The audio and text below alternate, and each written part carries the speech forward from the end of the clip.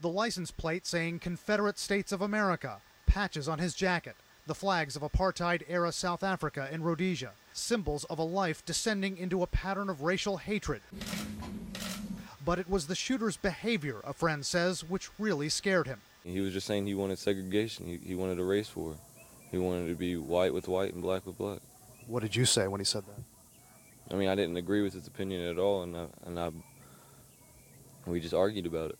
Joey Meek had been friends with the shooter in middle school.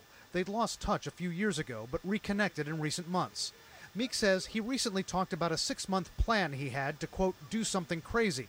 Meek says he doesn't know details of the plan. He said one night recently, the shooter drank a liter of vodka and talked about a race war, Meek says, and when Meek decided to take action. That same night, I took his gun and I hid it. And the next morning, I didn't want to get in trouble and him say I stole his gun, so I put his gun back in his trunk. How do you feel about that now? Terrible. I mean, terrible. But then again, I can't go back because I was looking out for myself, really, because I didn't want to get in trouble for stealing a gun. Meek says the shooter's parents gave him money for his 21st birthday, which his grandfather confirmed to CNN. They didn't want Dylan to have his gun. Why not? I have no clue. His parents know him better. I guess it's just an instinct his parents had. But Meek says ultimately the parents seemed to give in. His parents gave him the cash for his birthday in April, and they both split the price of the gun in cash and gave it to Dylan to go buy the gun and put it in his name. We don't know if his parents knew he was going to use the money to buy a gun. In a statement, the shooter's family says, quote, words cannot express our shock, grief, and disbelief as to what happened that night. We are devastated and saddened by what occurred. The family's pastor also spoke on their behalf.